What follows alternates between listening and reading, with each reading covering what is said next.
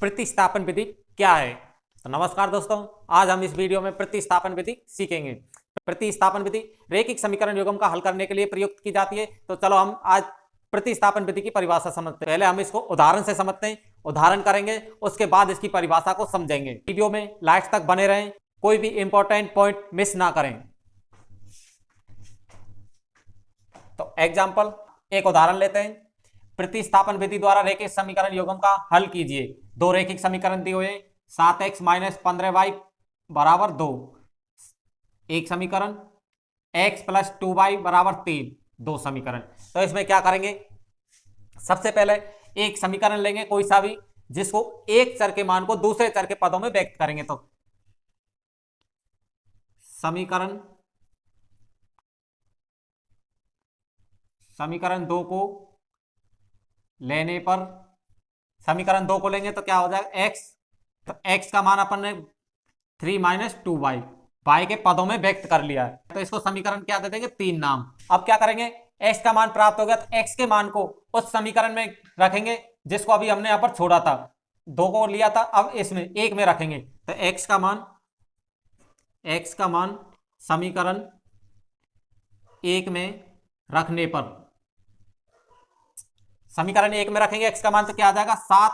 x का मान क्या है 3 - 2y - 15y, और 2 को ऐसे कैसे उतारेंगे। इसका सॉल्व करेंगे, तो सॉल्व करेंगे तो क्या आएगा, 7 को 3 से इंटू करेंगे 7 आएगा 21, -7 को 2 से इंटू करेंगे 14y - 15y 2।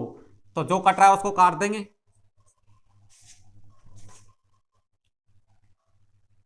-14 और माइनस के 15 कितने हो जाएंगे, -29y 21। इधर जाएगा तो क्या हो जाएगा, माइनस का तो 2 - 21 -29y -19। माइनस से माइनस जाएगा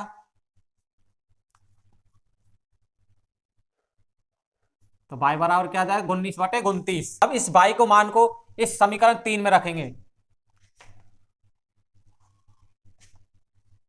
y का मान समीकरण 3 में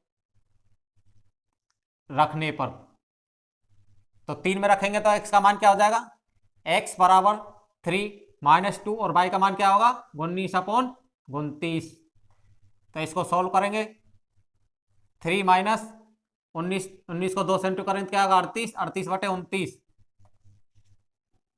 अब इसको हल करेंगे, 29 को 3 से इंटू करें तो क्या आएगा 87 - 38/29।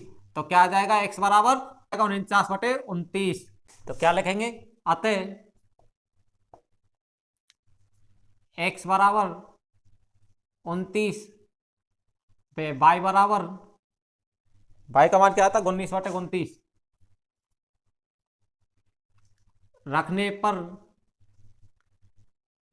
दोनों समीकरण संतुष्ट हैं।